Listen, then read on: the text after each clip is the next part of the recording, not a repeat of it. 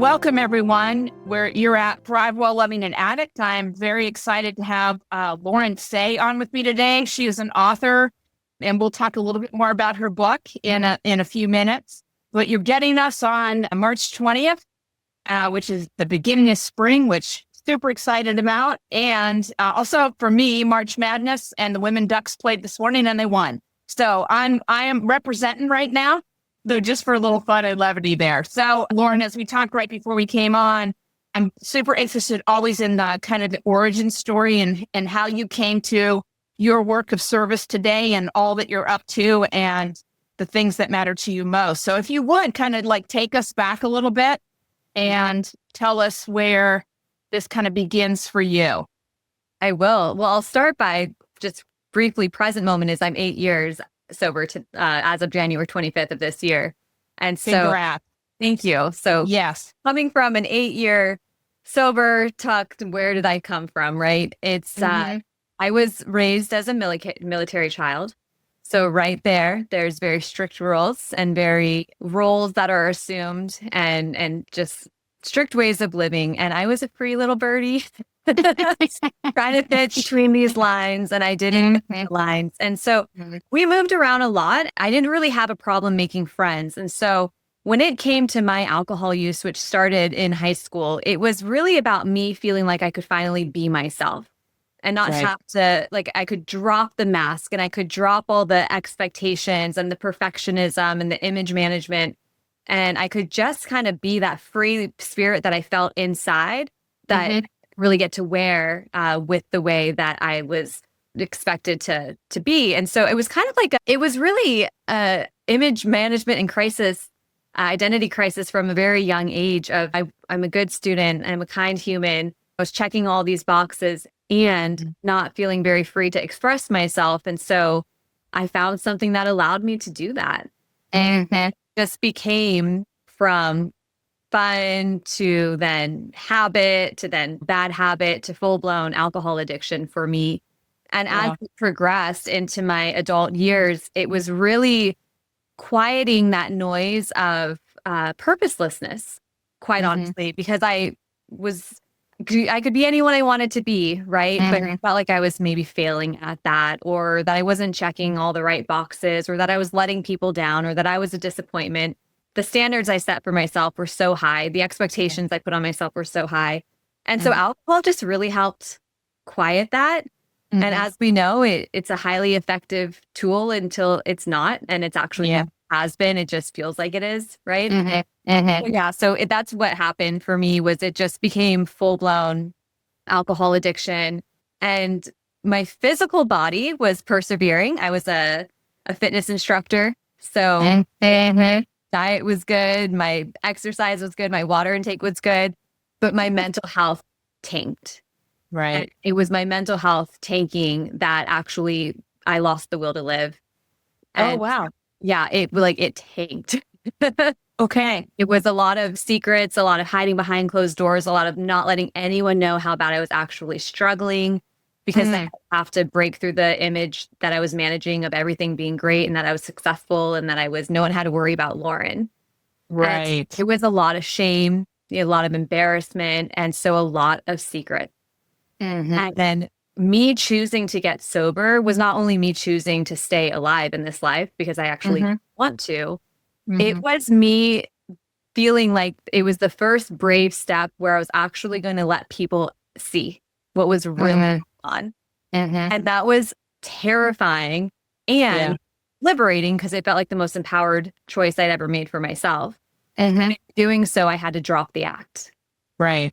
So that's really what started for me. And so for me to do what I am doing today, it's just helping people break through the shame and the stigma. Right. Right. Yeah. And I would say it's true for our side of the aisle too. I have had it much easier finding people who are in recovery that are willing to talk than loved ones that are willing to talk. And so it's an interesting dynamic, but the stigma and shame is so pervasive still, which is just remarkable to me. It still is. I was raised in a very loving family. I don't have alcoholic parents. I'm not a child of abuse. It's like from the outside, it was a perfect little family. but maintaining that military officer's image. And so the fear of the shame and having the family image tarnished was, I would rather suffer in silence than possibly be the reason that could happen. Yeah. It was that bad. And so the stigma and the shame really is not only just for the addict, but also for the family. What do we do with it? Right. What do we do with this information that we have, this anomaly that we didn't know what to do or how to handle it? Yeah, I can so relate in a different little way. My dad was a minister and my mom was addicted to prescription medications because that's pretty much what you did with moms who couldn't handle everything back in the 50s and 60s. And then my brother became a cocaine addict and my dad like kept everything like looking like we were good. It was fascinating being on the inside, I'm sure, as it was for you to kind of watch the smoke and mirrors, so to speak. I actually say that. I write that in my book, Smoke and Mirrors. There's this one scene where it's the month before I choose to get sober, where I literally crumble at my dad's feet. I'm highly intoxicated, and I am just convinced I'll never make him proud. And my mom was watching the whole thing unfold from the kitchen, but she was just acting as if nothing was, like doing the dishes, just trying to create normalcy in the midst of chaos. Because it was, what do we do? I don't even know what to do. I don't know what to do about this. And and that's fine. That's not, no one did anything wrong. It's like, we don't really know how to navigate such big things like that aren't maybe, air quote, normal in a normal family. I don't even know what the right words are for that. Well, I think what my experience has been is that's a fairly normal experience for families to kind of go, I'm like ill prepared for this. I didn't see this coming, and then completely caught off guard and trying to figure out how to navigate it is a whole thing in and of itself, for sure. And I'm super curious. You're crumbling at the feet of your father. Then what? Then I go back to my apartment and I drink for another month, and then I have a suicide attempt. Yeah. Okay. And so you said ill prepared, and I have to admit, I didn't really set them up for success to help me, because they could have tried to have reached me 100 different ways when I would have kept pushing them away. I was not cracking the image that I was managing. I was really suffering behind closed doors. And it's not that you can't tell. Of course you can tell, but it was simultaneously paired with a lot of really big life events, a really dramatic breakup, like an arrest, just really like dramatic things where it's like, well, she's upset because of this. She'll get better when her heart is healed, And so it was ill prepared because I didn't really give them an opportunity to see what was actually happening. So then when it all came to a head, it was like, what? We had no idea. And I'm like, you're right. You did not have any idea, because I didn't know. Yeah. Yeah. Well, there's that ill prepared. Like, we're not expecting this from our kid. And we didn't see this coming at all. So then there's that piece of it. And then there's the really, truly, I just don't know what to do with this. And so I'm not gonna. That was kind of like how my parents handled it. Yeah, it was totally fascinating. So, okay. So did your suicide attempt land you in the hospital? What happened? Yeah. So I was using, you said your brother was a cocaine addict. Is that what? Yeah. So cocaine is part of the end of my story. I moved to the city of Seattle. I was living in Capitol Hill, and it was new to me, but it was like just the city's party fever, like everyone did it. Of course, not everyone did. But so I did fall into cocaine towards which I think is one of the reasons why my mental health tanked as quickly as it did. Okay. Cocaine launches you sky high and then drops you flat on your face. Right. And so I was doing that while heavily drinking. So I took action that probably actually wouldn't have killed me, but I thought maybe it would have. So I don't think it actually would have gone I did end up in the hospital, but I don't think I ever was actually close to dying. Yeah. Sure. So I thought it would kill me. I wanted it to, and then I was really grateful that it didn't. And that's a consensus of many suicide survivors, is as soon as you take the action, you regret it. I was one of those people who was like, what did I just do? And then I did end up in the ER. Yeah. And so in that moment of regret, and thank God it didn't work, was that the moment where you were like, okay, Yeah. game on. I've got to get a handle on this. 100%. So I say I scared myself sober. Like you can't get any lower than wanting to die, except actually dying. Right. And so it wasn't immediate because I was physically pretty beat up from the experience. But on the way to the hospital, because my neighbor drove me there, I've had this calling to surrender, which was my moment of finally allowing myself to be seen. And so the protector in me kind of knew, for some reason, knew not to tell the medical staff what actually happened because I didn't want to end up in like a mental asylum. So I couldn't tell them it was intentional. Right. My boyfriend who came to my side, I told him it was intentional. And so on the way there, I had this foresight to say, you have to stop. You have to stop with the secrets. And so that was the first secret I released was, hey, I actually did this to myself. And right after that, it was, I'm going to get sober. Like there's absolutely no way I can keep living my life that way. And it was like black or white. It was either death or complete sobriety. And I chose complete sobriety. I'm glad. Thank you. Yeah. Well, I mean, the other thing too is for those of us who have loved people that have been dealing with substance use disorder, it's like when you get to see them come out of the shadows of the disease, they are bright and light. And I'm a big believer in all things happen for a reason, and there's a purpose in all of this. And so what I'm really curious about is then what with your parents, and then did you go into rehab? What was your journey to life? So when I think back to those first few days, I was on a mission to reclaim my life. And for whatever reason, I was convinced that the family's image management might stop me from doing that. Like, oh, you're not that bad, or no, you don't actually need to go to treatment.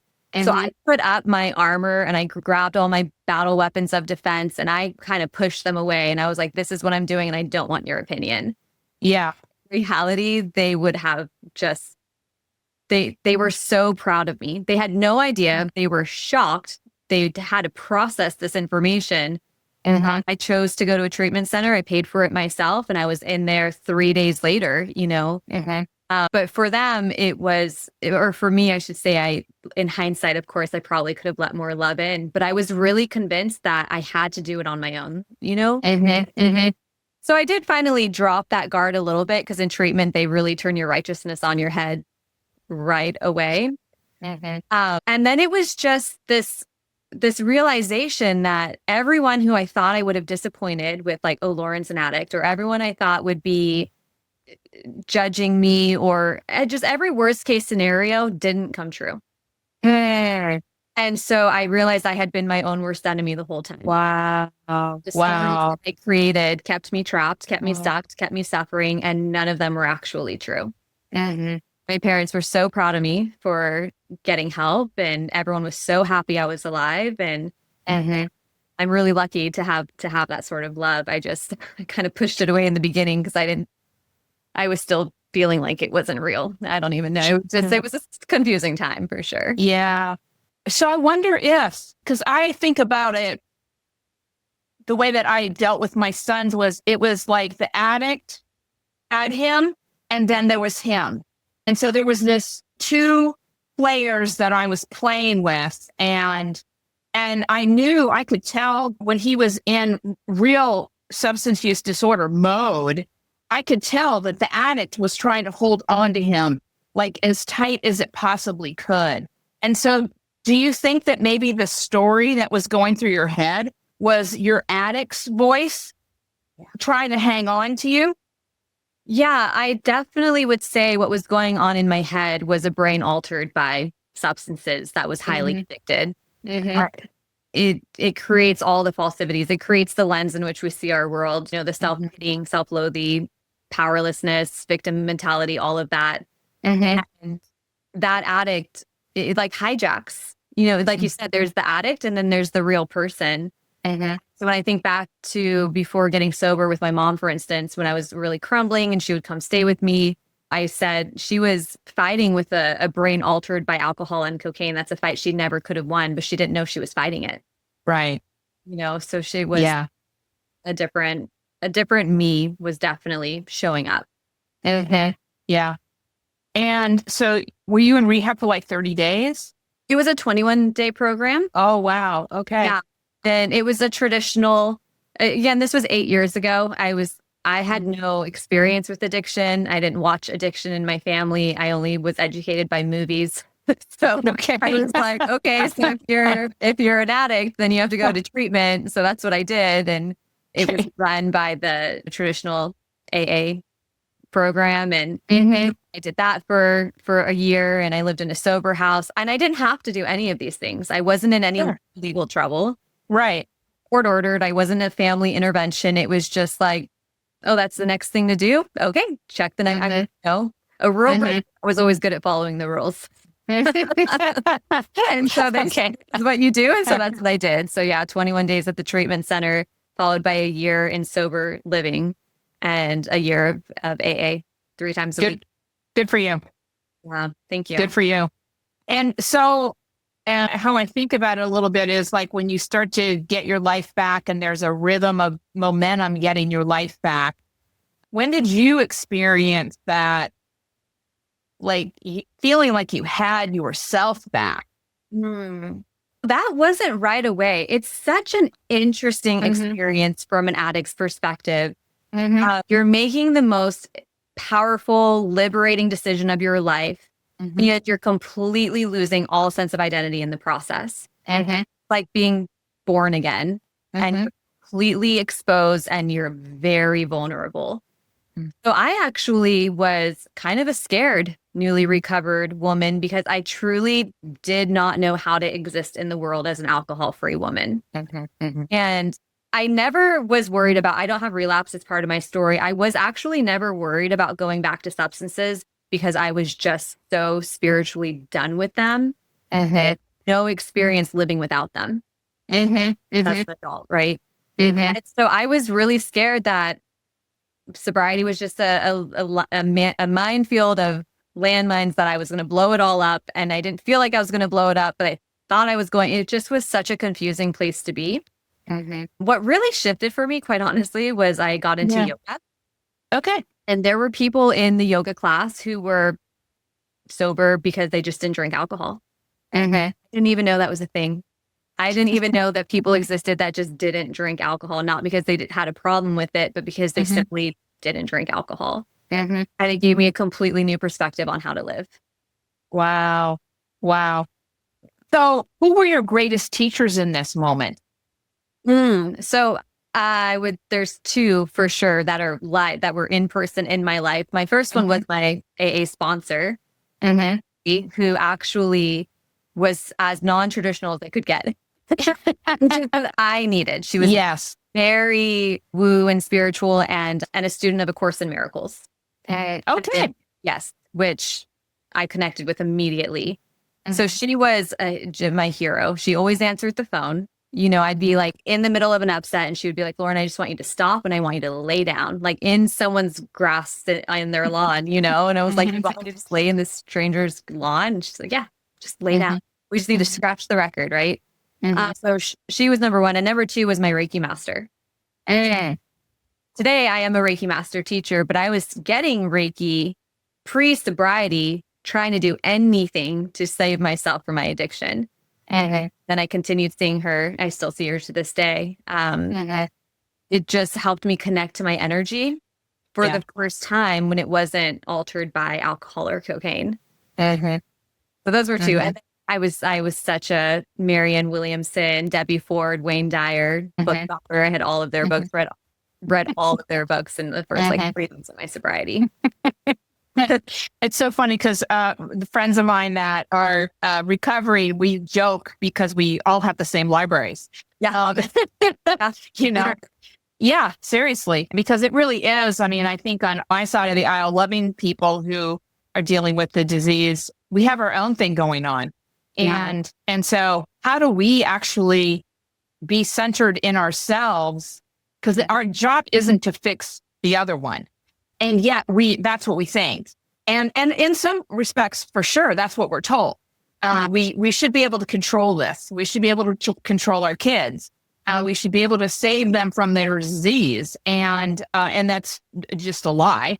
So we have our own unwrapping to do around how do we step into our own power, and really kind of become a witness for their journey and a participant in our own journey. Yeah. Gosh, something that you just said, I was saying, like, I was walking around scared in my life thinking everything was a landmine. I was going to blow it all up. My parents also thought that maybe they would do something or say something or that would make me blow it up. So I see this in hindsight now, but for them to have that sense of responsibility for my sobriety when we know that's not true, right? It's my responsibility. But to see that they put that on themselves, like they were terrified to do something wrong or to say something wrong. And so it caused this friction between us that I didn't understand, because I didn't understand that they didn't want to mess it up for me, right? I now understand it later. So that was a tough thing to navigate. And it's like, how do you navigate that?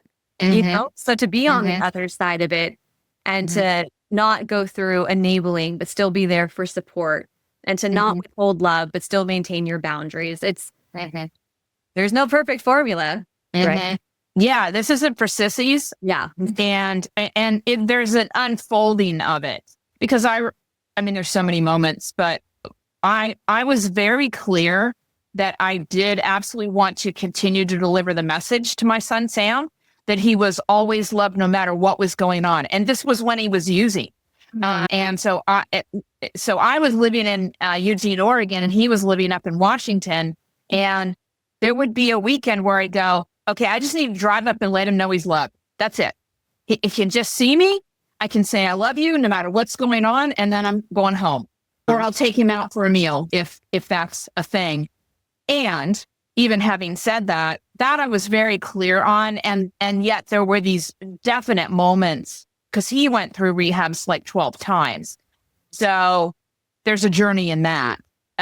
But getting clear that no money, no roof, I would give him a meal here and there, but none of those kinds of things, because it had to like narrow down for him. And to the point of he was, in the last part of his addiction was dealing with fentanyl. And I upped my personal recovery program because I needed more to rely on, because that's a crapshoot. And I had to get as comfortable as I could get with knowing that he might not make it out of this. And then when he hit his bottom and he begged me to bring him home, he was on the East Coast and I was on the West Coast, and I said no. And when I hung up the phone, I completely lost it, and I knew it was the right thing to do. Yeah. Gosh. Yeah. And that was his turning point. Okay. Because you go through rehabs 12 times, you have no idea. Like, you think they're hitting the bottom here and they're hitting the bottom here and that's just a bunch of hooey, because we don't know. We don't know what the turning point is going to be for them, if they're ever going to have a turning point. I guess what's so different here is you knew your son was an addict. Like, you knew he was, I mean, he went to multiple rehab. My parents had no idea. They had no idea. So they didn't ever have the thought of, I hope she makes it out of this alive, because me not making out of what alive would never even cross their field of awareness. So what they dealt with was learning all of it at one time. Right. The treatment center welcomes parents on day 19 out of 21 days, and you get to tell them everything that's going on. So in one sit-down meeting with my counselor, they learned about cocaine, which floored them. How did you even come across it, and suicide and all of this. It's just like they learned all about it in like a 1 hour sit-down. And then here I am actively healing. And I'm looking at them months later, like, when are they going to trust me? When are they going to? And it occurred to me, I had already started healing all the way back here before they even learned about it over here. They had a long way to go. And it just switched this flip in me for so much grace and patience and compassion. to give Yeah. them time to catch up. Yeah. Yeah. Wow. That's Yeah. remarkable. Yeah. That is truly remarkable because every parent that I've ever talked to, or a sib or a spouse, is sometimes they don't even know they need to heal Oh, because they're kind of on a track of what needs to happen and they're responsible for it. And they don't know there's another way.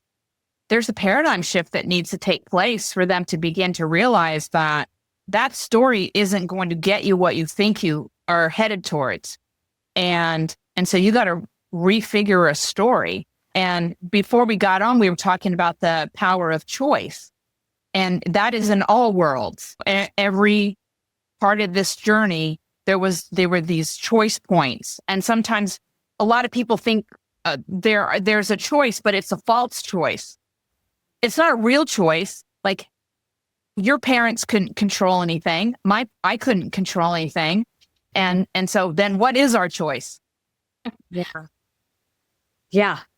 Exactly. When I gave a talk about the power of choice, and it was in relation, of course, to sobriety and coming out of addiction. And the reality is not everyone survives it. Right. Not everyone's Right. going to come out of it. And a woman in the audience asked me basically a question along those lines. And it's like, I was highly addicted. And then one day I just chose to stop. I don't know. All I can say is I do believe that choice also has to be backed by willingness, even if it's just the slightest hint of willingness to believe it can be different. Because you see videos of like drug addicts on the streets that say yes to rehab and then they turn their life around, and they were down and out, but they were given a choice, and then maybe for a split second they believed freedom was possible for them. And so they said yes. And so I think somewhere in there is just like the spirit has to have just a little life left to say, I believe this is possible. You know? Yeah, I totally agree with you. And from the outside, we have no idea. And even from the inside, you have no idea. Yeah. It's either that spark is gonna happen or it's not gonna happen. And to be really realistic about the notion that they may not make it in the midst of this disease. And because we're living in a world at this point that fentanyl is so like pervasive. I remember in Sam's situation when basically heroin got sucked off the street and all that was available was fentanyl. And that's how that started for him, was heroin wasn't available. Do something new. Yeah, exactly. So speak a little bit more about, because we were talking earlier too, in terms of this hero's journey. It's like there's this cracking wide open, there's a choice, and you made a choice that you wanted to live and that you were going to do whatever it took to make that happen for yourself and to get well. And so on, like, I think about it in like 2 or 3 years, that's generally when you're kind of getting your brain back and you've created enough patterns of health and wellness. And then you decide to serve. Yeah. So yeah, I'm a very competitive person, actually. I'm an athlete, a collegiate athlete. I understand that sometimes it takes a lot of hard work and dedication and commitment and perseverance to get to the goal, right? Like Michael Jordan didn't become Michael Jordan without shooting a million free throws, right? So I think I had this in me where it was like, I'm only doing this once because it really super sucks. Like the identity crisis phase and the physical phase of being an addict to being sober. And then from there, it was, you know, obviously the egoic desire was for an easy button, and Sure. you have to concede that that's not possible. And then in our day and age where we get like same day delivery, we want instantaneous results, and had to concede that that wasn't possible either. And so it was really a part of the hero's journey for sobriety is really managing expectations. And just taking it. I mean, you hear one day at a time, but it truly is. And for me, it wasn't one day at a time not drinking alcohol. It was just one day at a time learning how to live in this world in my new identity. Right. And so I just kept doing that, and then started, like you said, more health and wellness. So I was in yoga. I got trained as a Reiki master. I actually started to serve almost immediately in two different ways. One way is I believed with the utmost amount of conviction that the life I was working towards was going to be far better than any life I had ever lived, that I had this message of inspiration and hope. And I spoke anytime I got a chance to speak at there was meetings or speaker meetings or discussion panels or being a guest speaker at a treatment center. My first year, I was all over speaking. And just because it was like, bring in this new voice, we don't need to look back, we can look forward. And the second way was So let me ask you a question because I'm dying to ask you this. Yeah. So as you're doing that, because you're stepping in to use your voice in a way that you have never used it before, are you able to kind of like have an out of body where you're like watching yourself do this, or you're actually like, wow, I just said that? So the way it was described to me was a person in the audience said, listening to you is so fascinating because you start somewhere messy and it's like you figure it out along the way. And by the end of your message, you have clarity. So it was almost like my own healing. I was like healing myself through my words on what I wanted to believe and how to solve this problem. And then there was like this end point. And sometimes I think it was out of body. And then other times it was like, this is why I survived.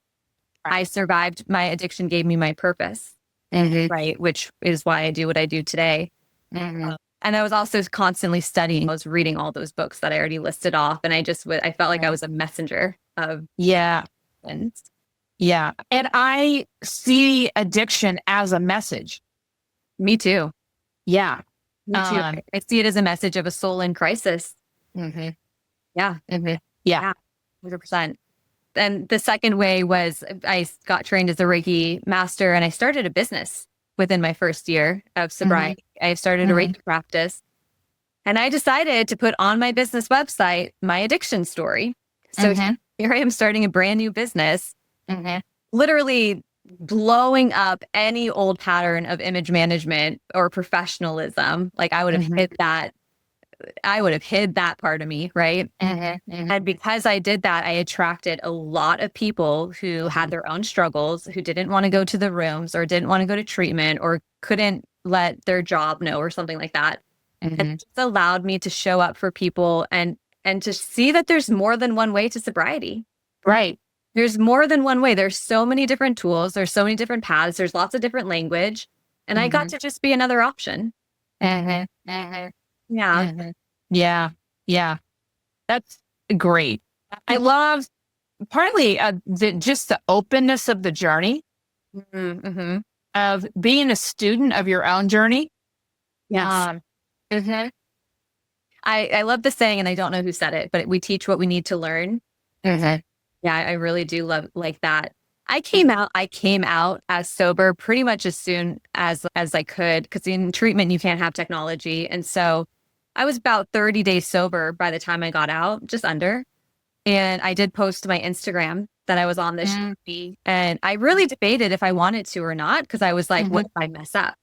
If I fail? What if I change my mind? Isn't it better just to keep this a secret a little bit longer? And it was like, hey, remember secrets almost killed you? Right. Now you're sober and you're going to play the secret game again. So I did come out pretty quickly, and I used my voice pretty quickly. And that's not going to be everyone's story. And I work with lots of women who get sober and they would never tell anyone. I don't think everyone needs to shout it from the rooftop, but I think it was a required part of my journey was I had to stop hiding. That was my lesson. Yeah. And in some respects, I would say that was part of mine. Actually having the courage to do a TED Talk and tell the world. Thank you. That was a big, okay, we're really going to do this kind of moment. And because I was very aware that the message needed to be delivered, that we could thrive in the midst of loving someone who was dealing with this disease, that we could laugh, we could experience joy, we could have happiness, we could have great relationships, we could have a life.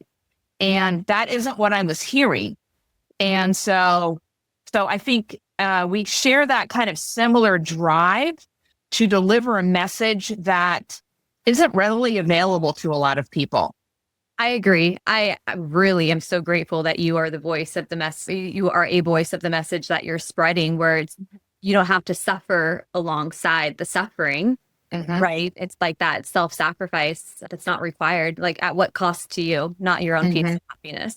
I just think it's important to have different narratives out there. And it's not like these are new thoughts or original ideas. It's just like putting them to a microphone and making sure that people hear, because people will hear what they need to hear. So if someone resonate with what we're saying right now, it's going to go in one ear and out the other. To someone who does, they might not even know that this is what they need to hear until they hear it, and then it sticks. That's it. That could be the switch that flips for them. So you've said this one thing and you might have just given someone permission to go laugh, even though their son is shooting up on the street. Right. You know, and they're allowed, they should. It's their birthright. For sure. Yeah. Okay. So this journey's unfolding. You're getting healthier and healthier. And where's the book come in? The book actually just came in. I started it at the very end of 2024 and I published it October 2025. Congrats. Because I know that's a big lift. Yeah. Holy moly. I was very ill prepared and had total mismanaged expectations on that one. I really did roll up my sleeves though and just kind of get to it. I feel like I always knew there would be a book. So I came out on my Instagram 8 years ago. And I'm not a daily poster or anything, but I've been keeping my journey. If you were to go back on my Instagram, it has all 8 years of my journey. And so I've always been talking and sharing, and writing it's my favorite ways to communicate, writing and speaking. And I wanted to have a coaching business. So I was like, okay, I'll write a coaching book. Here's 15 things I want to teach my reader. So I start writing and the book takes this own direction as memoir. And I was like, no. It's a scary route. Why are we doing this? This is as exposed as you can get. You hit published, it never goes away. I just followed it. I ended up writing it as memoir, and the whole time it wasn't about this need to tell my story. The belief that my story could change someone else's, and that's why I wrote it. And it's very raw and very exposed, and it's changing lives. It's changing lives, and that was permission. So, but yes, I did write the book, and I'll be writing more for sure. Okay, good for you. All right. Two more that are already brewing in my brain. Okay. Yeah, I mean, I think I love books. I have since I was a kid. It has been my window into all these different ways that people live their lives and how they survive trauma and all of the things and how they do life successfully or not. So I'm big believer in that. And I so appreciate the people that I've interviewed on this show that have had the courage to tell their story super raw, super real. And they have said basically the same thing that you had. It is that if my story can help one person make a different choice or make a choice of life or see themselves and know they're not alone, then it will have served a higher purpose. Yes. It's really neat that there's the same shared sentiment from authors in this field. I already shared I don't have relapse as part of my story, and it's totally fine if someone does. But that was one thing I wanted to write about, was just that I'm not a unicorn. I didn't have an easier life. It's not that my sobriety was easier. I wanted it to be really crystal clear that it's uncomfortable and liberating. It's scary and freeing. It's like I wanted to show these dualities and just be really real and transparent, because if someone is in active addiction and they see someone like me who's 8 years sober, it's going to be, I'm obviously so far ahead of them. They're going to think it's just easy for me. But it's like, well, back when I was where you are and where you're about to be, this is what it was like. Right. And just to like really show that, I think that's what I wanted to capture. Yeah. Well, I mean, we have this notion of comparison that is just so, it's yeah. And so, and I'm in the executive business coaching consultant world, and almost everybody I work with, no matter how much money they make or how big a company they run or anything along those lines, they all deal with the same stuff. Dealing with feeling unworthy, imposter syndrome, comparing their journey to somebody else's journey. And as soon as that comes out of their mouth, I'm like, whoop, stop right there. Yep. stop it right there, because I can tell you the majority of people that you're looking at and you think they've got it wired, they don't. Yeah. Oh, the comparison trap. And that does happen in the recovery world. To me, oh gosh, I'm so passionate about this. I hit a rock bottom. I didn't want to be alive. You don't have to get that low, right? So to everyone I coach and to all the people, all the times I say these messages, it's that you are the one that gets to design your life. And so if at any point you decide that it's not good enough and it's not satisfying you and you're not fulfilled and you want more and you recognize this one thing might be blocking you from doing that, you can make a change. No rock bottom required. And so it's a problem the second you decide it's a problem and you get to decide that level, you know? And so for some, they're not bad enough, right? In society standards to go get sober, but it was bad enough for them that they wanted to make a change in their life. It's just, it should be that simple. And the comparison trap works against us by keeping people trapped in the problem longer because they're not bad enough to solve the problem. Right. Yeah. I mean, functioning. Yep. I know. They're functioning. Yeah. Yeah. So anyway, that's a whole other, I know it's a whole other conversation, but basically don't compare yourself. Just close your eyes, do your own self-attunement practice. And if it's like, this isn't good enough for me, then don't make a change. Well, and it gets back to the power of choice, which in my world is all about agency, and helping people move from an outside in to an inside out journey in their life, where we have the power, we can control so many things that are us, and choosing what lights us up, choosing what gives us joy, and all of those kinds of things. That's a cultural, global paradigm lesson. Yeah. We speak the same language. I'm always like, whatever makes you come alive, go and do that. Because when you were using, you were not living. That's not living. That's being alive, but it's not living in your life. Like your body is alive, but your spirit's not. So right, exactly. And so I'm super curious. We touched on this, is that pain is a teacher. Getting cracked wide open by this disease gives us the opportunity to awaken and rise. And I think about it through the lens of a spiritual awakening, a spiritual rising, and knowing ourselves and why we're here, because I believe everybody's born with a purpose. And so how do you frame the magnitude of the addiction that is everywhere at this point? You know, I'm asking. I was going to ask for a little bit more. I thought maybe there was more to the question. It's kind of a meta perspective in terms of, because it's not like we're getting better at this. Addiction keeps rising. The numbers keep rising because of the magnitude of addiction across all cultures, and it continues to rise. How do you frame that in terms of opportunities and possibilities? I actually didn't know that the numbers were rising just because I know that the alcohol industry is going down. So I only know from the lens of alcohol. I'm not sure. I know there's a fentanyl crisis, but I really see addiction as what we already said, like a soul in crisis, but also the number one human desire is to belong. And I think that there's a lot of confusion on how to belong in this world. There was the isolation that COVID-19 threw our entire world into, which I think confused a lot of people. And there's the comparison traps, and then there's the unbearable expectations we put on ourselves, and there's the desire to live authentically, and yet you need to fit inside this box. I really think alcohol is just a symbol that our world is very confused right now. And there's a lot of disconnection between humans. It's your perspective on this would be really interesting, but from a family perspective, you have to keep your own boundaries, right? You have to create boundaries, and maybe that involves pushing the addict away. And yet what that addict needs more than anything is to be brought in. So you'd be like, what's the right answer? But it's just like addiction, I think, is really this loneliness and this isolation. And how do we solve that?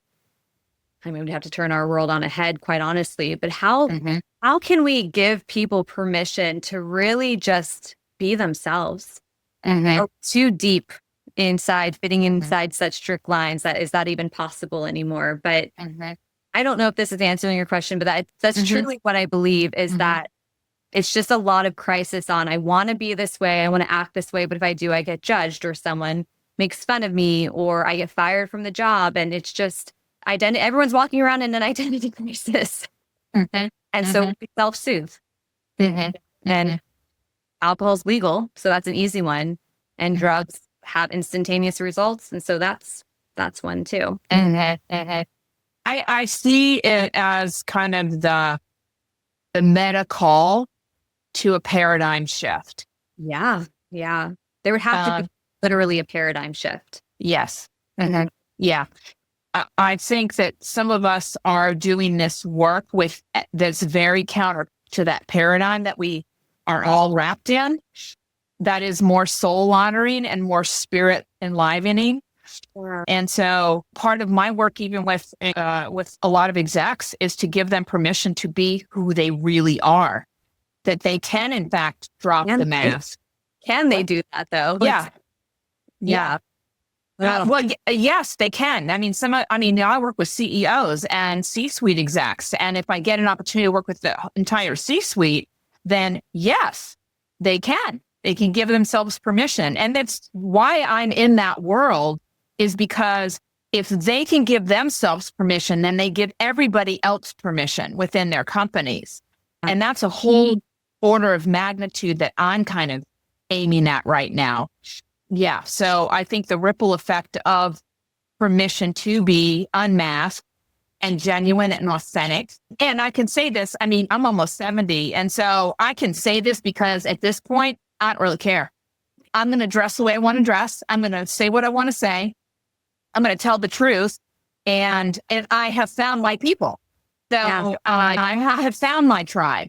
And so if people are suffering, then I'm going to have the opportunity to use that as a doorway towards becoming more authentic and real and all of those things. So I'm such a believer and advocate and definitely a cheerleader of this mission. Can you imagine how the world could shift if people were happy? If you genuinely just enjoy with their lives. And it's interesting though, because there's this like toxic positivity, like this war on happy people where it's so familiar to struggle or to suffer or to have things hard. Yes. Here to talk about what's going wrong. That when we do have these bright lights, it's like people throw darkness onto them, but we just got to keep those lights shining bright. And we get to be examples of that. Like we teach what we live the way we teach. And like leopard print's my favorite color, for instance. That's great. 8 years ago, when I first started my Reiki practice, I didn't think a spiritual person could wear leopard print. Like, that. I don't know. I made up that story, That's funny. So it's really that permission to be you. And then when you are living, like you said, authentically, you don't have to check out. You don't have to self-medicate. You don't fall into those self-destructive behaviors because you don't want to self-destruct the life that you're living. Exactly. Yeah. Well, I'm curious on both sides of the aisle. In your coaching work, what are 3 messages that are most important that you deliver like pretty quickly into working with somebody who's working to be in recovery? And then come over here to the loved one side. And what are 3 messages that you would tell us that you think are most important for us to hear? Oh, gosh. Then where do I begin? Narrowing it down to 3. From the addiction side of it and into getting into recovery, definitely, we've already said it, but choice. And just the remembering that we are very powerful. Humans are extraordinary. We literally can create the life that we want to live. And so just remembering that you're not stuck. You don't have to sign off on where you're at, and just having that willingness to put in the work to change. And that discomfort is okay. It's okay for it to be hard. Like, why are we scared of hard work? In my opinion, if you really want the thing you say you want, then it should be a privilege to have to like put in the grit to get there, right? Do that. Don't be scared of the hard work. So those are addict side of things, because there's a lot of quitting before the miracle, because it gets hard and messy and confusing in the middle, So there's the message: don't quit before your miracle. And then from the family side, oh, that one's so confusing for me. At the end of the day, love. I still can't wrap my head around fully we have to have boundaries, and love is so important. And sometimes we have to do that from a distance, Yeah. And so you don't have to keep self-sacrificing or suffering anyways, it's just, you have to do what's best for you. But seeing them as what you said earlier, this is the addict, not the real person, I think is a really beautiful distinction. So I would definitely have families maybe embody that as well. I don't know if that was 3, and then maybe just also surrender. Not everyone's going to survive it. And that's just kind of, how do we let that be okay, for lack of a better word? Right. It's just, that's just the way it was meant to play out, So, yeah. Yeah. I remember thinking in the last couple years of Sam's usage that no matter what happened, his life was going to be purposeful, whether he was here or not. Okay. Yeah. And and like, he's been clean and sober now for 3 years. And I've had people ask me, well, why are you still doing the podcast? And I'm like, because this message needs to be delivered. Yeah. These stories need to be told.